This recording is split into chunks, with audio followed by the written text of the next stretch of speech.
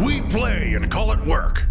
Hey everybody, Matthew here from MiniWarGaming.com, and welcome to our 9th edition update video where I talk about what has changed from 8th edition to 9th edition. Today we're going to tackle army building, because a lot of people have had questions about exactly how detachments work, command points work, Battleforged, not Battleforged, all those things together. So we want to tackle that today to make sure that you understand what has changed from 8th to 9th, because there's been some fundamental changes that I believe are going to shake up the meta at tournaments as well as in your local games about how you do build your armies. So let's take a look at what's changed in 8th edition to 9th edition for building your army. Command points. One of the biggest changes is how you earn command points. In 8th edition, it was all about bringing detachments that would maximize how many command points you could have. If you wanted to have as many as possible, you tried to bring a brigade. If you had some cheap fast attack or heavy support, you could more easily fill out your brigade than maybe some of the other armies. If you could bring multiple detachments, this allowed you to get more command points, as well as bring different kinds of detachments to tailor your army to exactly what you need them to be. Even bringing different hive fleets and Tyranids, or different chapters for Space Marines, or different cults for Gene Stealer cults, or whatever it is that you happen to be playing. Now, that is all different. Now, the number of command points that you start with is just dependent on the size of the game. For example, if you're playing a 2,000 point game, then both players get 12 command points, regardless of which army they bring or which detachments they bring. Although we'll talk about some of those things in a moment with detachments. If you're playing a smaller game of 1,000 points, then you start with 6 command points. And if you start with a game of 500 points, you only get 3 command points with which to play with. They've also added in a rule that you cannot gain more than 1 command point per turn. Now you might think, well, that rule already existed, but now they've added the caveat, by any means. So if you have a stratagem that lets you gain command points, then most likely that stratagem is going to be rewritten in an FAQ, because right now it's not going to help you because you can't get more than 1. So if you have a warlord trait that lets you get back a command point on a 5+, but you also have a stratagem that lets you, every time you kill a character, spend a command point to get D3 like the Tyranids have, well, that's not going to help you because you can at most get 1 back per turn. The only exception, of course, is that every round or every turn, you get another command point, and you might get command points by some missions, and those ones are not part of that maximum. So now everybody starts with the same amount of command points, and then you have to decide how you're going to spend them to build your army. Factions. Of course, we have more than one mode to play: open, narrative, and match play. But no matter what you're playing, it is still restricting that your entire army has to have the same faction keyword. If you're playing match play, it adds on the restriction that that cannot be Imperium, Chaos, Tyranids, and a few others as well. Now this has actually not changed since 8th edition, except for the fact that they're bringing it in to the main rulebook rather than having it inside of a chapter approved. Detachments. Another rule that was suggested before, but now is part of the rules, is how many detachments you're allowed to bring. This once again depends on the size of your game. If you're playing a combat patrol, which is 500 points, you can only have 1 detachment. And that detachment can only be a patrol detachment or a super heavy detachment, if somehow you can do that with your knights. If you're doing incursion level, it's 1,000 points, and you can only have 2 detachments. Strike Force, which is up to 2,000 points, is 3 detachments, and Onslaught, which is bigger than that, is 4 detachments. Now you might think, well, that hasn't changed much. But you're going to find that you're going to be bringing less detachments than before, because now, like I said, instead of detachments giving you command points, you actually have to pay command points to bring detachments. So let's take a closer look at that. Detachment costs. When you first flip to the page of detachments in the rulebook for 40k 9th edition, it looks very similar to the rules in 8th edition. But there are a couple differences here. The one that we're going to talk about right here is the fact that instead of gaining you command points, they cost you command points. So for example, a patrol detachment costs 2 command points to bring, where a battalion costs 3 and a brigade costs 4. Your auxiliary detachments, like your vanguard detachment or your spearhead or your outrider, they all cost 3 command points, and so forth. Now there's some command benefits in here. If your warlord is part of your patrol, battalion, or brigade, then you actually get those command points from that one detachment refunded. In other words, your first patrol, battalion, or brigade is essentially free, assuming your warlord is part of it. So if you build your army as a battalion, you'd spend 3 command points, and then if you nominate your warlord from that battalion, then you're refunded those 3 command points. So you no longer have to try to squeeze in your guys to make a brigade. If you want to bring an Adeptus Custodes list with just a few models and they're a patrol detachment, you get as many command points as the person who spammed an entire brigade of cheap fast attack, elites, and heavy support. If you want to add more detachments after that first one though, you will be paying those command points. And remember that if your warlord is part of one of the other detachments like Spearhead or Vanguard or Outrider, you don't get those 3 command points back. So you can't just have that specialist army without there being a cost.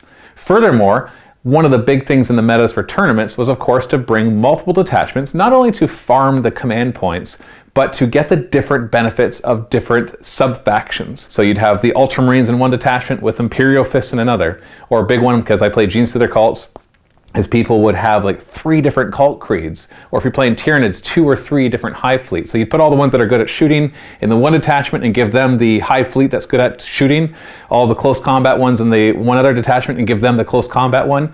I don't think you're going to be seeing that anymore. In fact, I'll be surprised if the tournament meta actually has people bringing 2 detachments, because the cost of most of those extra detachments is 3 command points.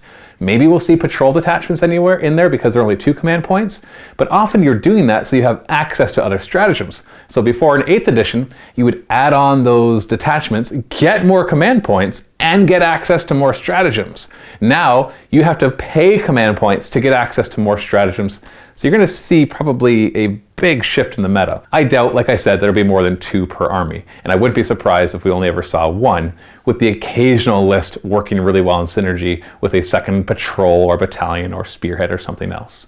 So yes, now they cost command points. I should point out one interesting exception, and that is for the Imperial Knights or Chaos Knights, and that is the super heavy detachment. It costs 3 command points if you want to bring regular super heavies, Lords of War, but it costs 6 command points if you want to bring Titanic in there.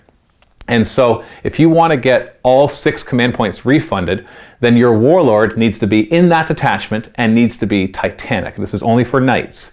If your warlord is just one of the others, you only get 3 of those command points refunded. So the nice thing is for your knight players, you can still pay the 6 command points, get them refunded, and have your army with just as many command points as everybody else. Detachment changes. We see 3 important changes to how the detachments are organized. Number 1 is the number of dedicated transports. Before it said you could bring a dedicated transport for every other unit. Now that's not the case. You can only bring it for every other infantry, which I don't think anybody was abusing that, but there's probably some list out there which allowed you to spam your transports even though they were empty because you had other vehicles, and so they could count towards that. So your dedicated transports are limited. The second change is to the Supreme Command Detachment, and this is a change that I really appreciate because I never liked the Supreme Command Detachment because it was always abused. So the first change is its composition. Now it can only include a single unit, and it has to be a Lord of War or HQ, which has the Primarch, Demon Primarch, or Supreme Commander keyword. Now we don't have very many of those, so I'm assuming that we're going to see more Supreme Commanders in armies as they come out. Furthermore, this must be your warlord. It doesn't cost any command points, but you can use it still to refund command points if you're bringing a brigade, battalion, or patrol, because it actually has a command benefit that if you have a brigade, you get 4 command points back, 3 command points for a battalion and 2. So this is the one exception to maybe a way to bring in a second detachment without costing any more points. So you could have a battalion and a Supreme Command detachment, and that'll cost you no command points. But now that Supreme Command is just one HQ or Lord of War, specifically only Primarchs and also Supreme Commanders. The third big change is the lack of our air support detachment, the one that had 3 to 5 flyers. That one no longer exists. It is nowhere to be seen. We still have our auxiliary support detachment, which costs 2 command points to bring 1 unit of anything, an HQ, a troop, an elite, a fast attack, so on and so forth. So you could throw in an extra flyer there. But other than that, the only place that you can actually fit flyers is 0 to 2 flyers in our patrol, battalion, brigade, and then the other Vanguard, Spearhead, and Outrider as well. So it's going to be a little harder to bring lots of flyers. So any meta list that required you to bring 4 or more flyers, you're going to have 2 detachments and pay some extra command points for that to happen. Fortifications. The only other change is a minor one, and that is the Fortification Detachment, which has 1 to 3 fortifications. It costs 1 command point, but you get that command point refunded if the faction keyword on the fortifications matches that of your warlord. So if you're bringing unaligned terrain, well, you're paying the command point. But if you're bringing your faction terrain, well, you can throw that in there, bring that extra detachment, and not have any problems. But remember, if you're playing at 1,000 points, you can only bring 2 detachments. And if you're playing even at 2,000, there's still only 3 detachments. So there's going to be some limits in how you can build that.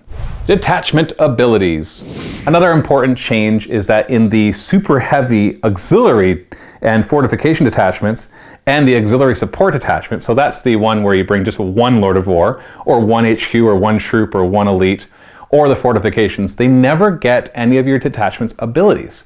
So if you decided to bring 1 Lord of War and you're playing it as some sort of Astra Militarum, then they don't actually get any of the benefit. I don't think this is going to have a huge impact on a lot of armies, but there's probably some in there that liked getting the ability of their chapter or of whatever they happen to have. But if you want to get the ability with your Lords of War, you got to bring at least 3 of them in a super heavy detachment. The Rule of 3. If you remember, the Rule of 3 existed in 8th edition, but it was only in organized play. A lot of people didn't quite get that there was a separate thing for organized play because they got so used to using rules from that they thought everybody should use them in match play. We saw this a lot in our battle reports. Sometimes at the beginning we'd say, we're going to bring 4 of this, and we know that's against the Rule of 3, but we're not doing organized play, we're just doing match play. Well, the Rule of 3, first off, is that aside from troops and dedicated transports, so not infantry, but troop choices and dedicated transports, you can't have more than 3 of the same unit in your army. So even if you're bringing a brigade which has access to 5 heavy support, you couldn't bring 5 squads of Lehman Russes unless they were different kinds of Lehman Russes, not just different weapons, but actually different designations. So you can't have more than 3. That's now part of all matched play games. So if you're playing open or narrative play, that Rule of 3 doesn't exist. So just remember, there are different ways to play. But it looks like Games Workshop has done what they did in Age of Sigmar, where they took a lot of the match play rules and they just brought it into the regular rules. And then some of those organized play rules they brought into matched play. And since most of what we do here at MiniWarGaming is match play, we will be abiding by that Rule of 3, with maybe the occasional narrative or open play game. Understrength units. Something that rarely comes up are understrength units. This is a unit that is less than its minimum size. If you're playing power, you still have to pay the power for that minimum size squad. If you're playing points, then you only have to pay the points for the number of models you bring. However, before you get excited by this, in match play, you just can't have understrength units. So you're really only going to see them in open and narrative play. In other words, when somebody's just starting their collection and they only have so many painted, or they only have access to so many, then they might be like, hey, could I just bring in these 3 tacticals? It's not a full squad, but I'll just pay the points for the 3 and away we go. But in match play, it's no bueno. You're not allowed to do that. Those are all the changes that I could find in how to build your army. Do you think I missed any? Let me know in the comments below. What do you like about that? I actually personally enjoy the fact that we're going to see probably less detachments in each army. It always irked me. I know that you could always explain it away in the fluff or in the lore, why there's multiple Gene Stealer cults, or multiple Hive Fleets, or multiple chapters, but I never felt right when somebody was like, I'm just going to put the good shooters in the shooting detachment, and then the good close combat here. And I realize it can be explained away. And then when it comes to a tournament, of course, no problem there, because tournaments it's fine for them to depart from the narrative and just go for the game. And it's just a number crunching thing, who can bring the best stuff. And that's all fine in tournaments. But when you're just going to your day-to-day play, seeing people do that, it just never sat well. So I appreciate the fact that if you want to bring more than 1 detachment, with the exception of like Fortifications or the Supreme Command, you're going to have to pay for those. You have to pay command points. And all of a sudden, when both players start with 12 and you got to pay 3 of those 12 just to bring more guys so you have access to maybe more stratagems, that might make people hesitate. Once again, I still think we'll see some meta lists in the tournaments that have a couple of detachments, most likely patrol detachments being added on. But I'm curious to see how that's going to work out. What do you think it's going to do for your army? Or what do you think it's going to do for your buddy's army, or what you see in tournaments? I'd love to hear your thoughts in the comments below. And of course, make sure there's a link in the description below that you go and check out our battle report that's in the MiniWarGaming vault right now, so you can see even more of 9th edition in action. Thanks so much for watching. Happy wargaming. Thanks very much for checking out that video. Don't forget, in the MiniWarGaming vault down below, Josh and myself will be playing a 1,750 point game of the Adeptus Custodes versus Necrons. I'm trying out the Mefrit Dynasty, and well, Josh is trying out a new host. and we're playing at a little bit of a higher point level as well, and I'm going to get to play with some of the new models. So if you're not a Vault member and you want to check this game out, that link down below will get you a 7-day free trial to check out some Warhammer 40k 9th edition content. We got a lot of it coming out, guys. Thanks again for watching, and happy wargaming.